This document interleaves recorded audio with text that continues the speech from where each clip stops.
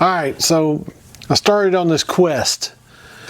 I'm not saying the quest is over with quite yet, but I think it's close. I got a couple options. Now, what I've got is my point and shoot shootout between the Olympus Trip XB3 Big Finder and the Minolta Freedom Holiday 2 QD. Right there. Now, let's go over all the let's go over the Olympus first, and we'll take a look at the pictures first of the Olympus.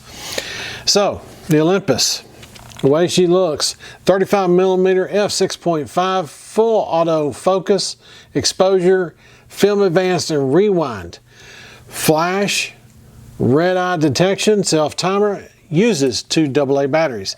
Now that was kind of one of my prerequisites, is that it would use a common battery that you can get in a drugstore or any little quickie mart or whatever on the road. Now, what I am using it both in this cameras are the Energizer lithiums.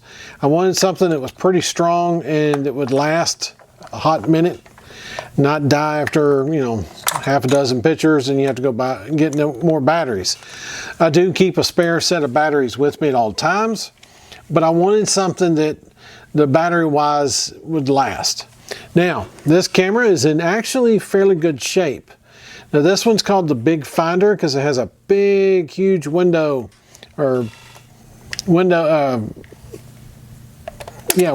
it to frame up your shots. It actually has a square inside of it.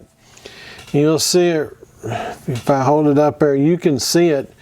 And what it does is that gives you those lines so you know where your picture is going to be. Even though you can see a lot more than what your pictures are actually going to be. So that way you know what you're framing up. It does have the 2 DX coders. Now I think, if I'm not wrong on the DX code thing, the more prongs, the higher speed film you can run. Now, if I'm not mistaken, I was always told if it was 2 prong, you could go up to 400 speed film. If I am wrong, please type it in down below. I have shot a full 36 through this. Both cameras, I used Fuji 200 speed film in them, either 200 or 400, but standard cheap Fuji film. I say it's cheap. Actually, the pictures turned out better than I thought they were going to.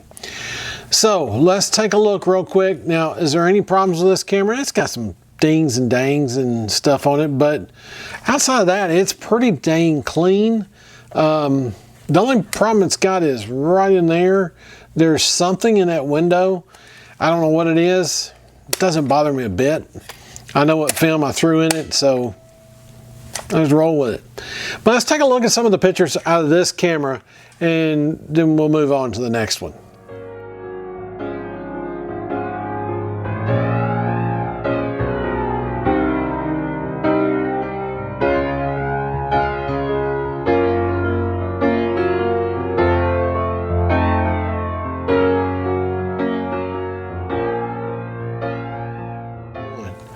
Alright, so the next camera is a Minolta Freedom Holiday 2 QD. Not sure what the QD stands for. Red eye detection, focus free, DX auto. Now, the difference between these two cameras is in the DX code reader.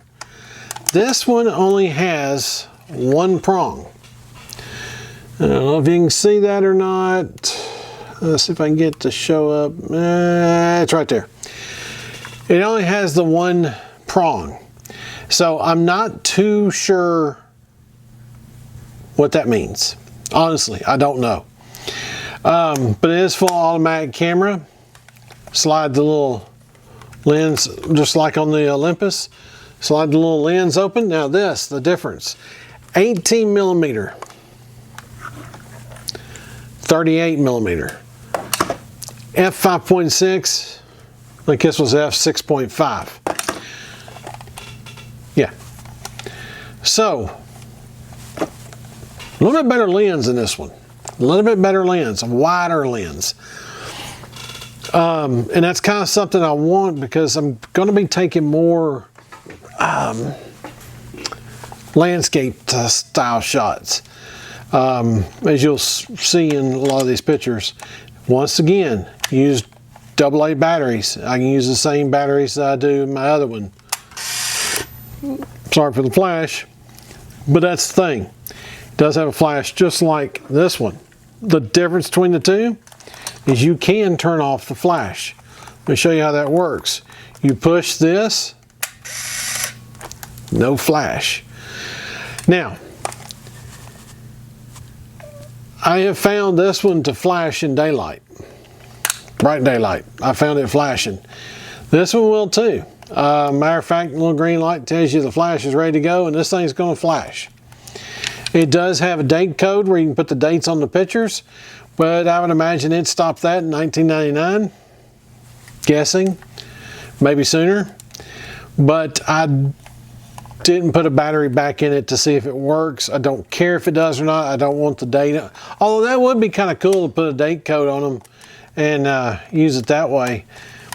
I'll think about that one. But this one's not as pristine as the other one. It's got its marks, dents, dings, scratches, claw marks, whatever else happened to it. It does have that. My biggest differences between them, before we get into looking at the pictures, actually let's go look at the pictures out of the Minolta real quick.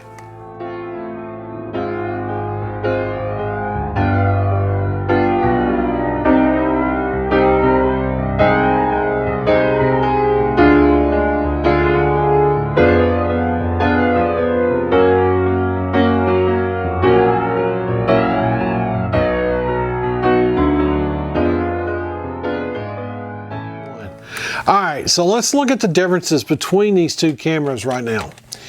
You can tell me at the end what you thought of the pictures, which one you thought took better pictures. Now, they're about the same thickness as one another, about the same length. The Minolta, I think, is a little bit skinnier, not by much. This little raise it has on the Olympus kind of stands up a little bit, but the Minolta is more square and I don't know, it's a lot more square. I do like that both of them have the integrated lens protector. That's really good, especially if I'm, you know, out and about, especially in the woods, camping or hiking or anything like that. I want to whip one of these out. I feel like either one would do fine out in those environments. If I don't want to bring one of my heavier 35mm SLR cameras.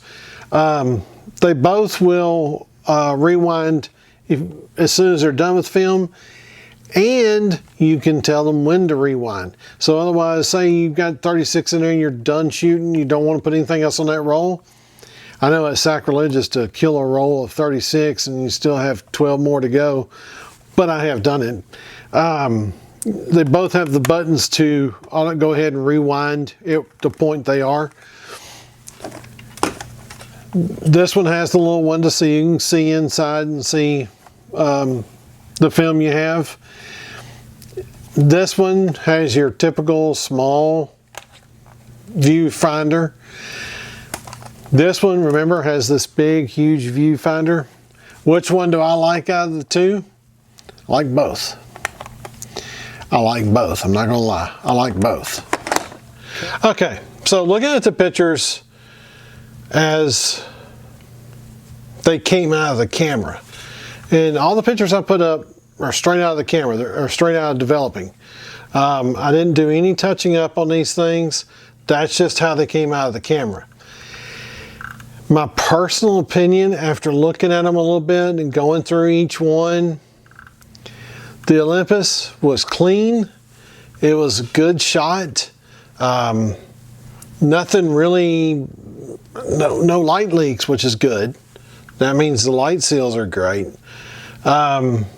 Absolutely no weirdness as far as out of focus or anything. Pretty pretty good for a point and shoot. Not anything with that would jump out saying there's an issue. But then I go and look at the pictures that came out of the Minolta, the oldest one of the bunch. Now remember, 18mm f5.6, 38mm f6.5. Keep that in mind. I thought the pictures coming out of the Minolta were a lot cleaner, a lot clearer, and do I dare say focus was there? If I was going to pick one right now to say that I'm going to give up one of them, it would have to be the Minolta, the ugliest one of the bunch. The square box looking camera, I think, took the best pictures of the bunch. They were crisp, clear, and on point. So, will I ever use the Olympus again? Probably so. Not getting rid of it. But this one may be in the bag full time from here on out. So when I want to point and shoot, this is going to be the dog that hunts. Alright guys, that's it for this one. I appreciate you watching. Hope you got something out of it. If you're in the market for point and shoot cameras, you know, go find you one, shoot some pictures, and see what you think about it. You know, are they going to be as good as digital? No, they're not going to be as good as digital, but they're going to be, you know, good enough to make memories with. All right, that's it for this one, guys. I appreciate you watching. See you on the next one. Go shoot something, film something. Later.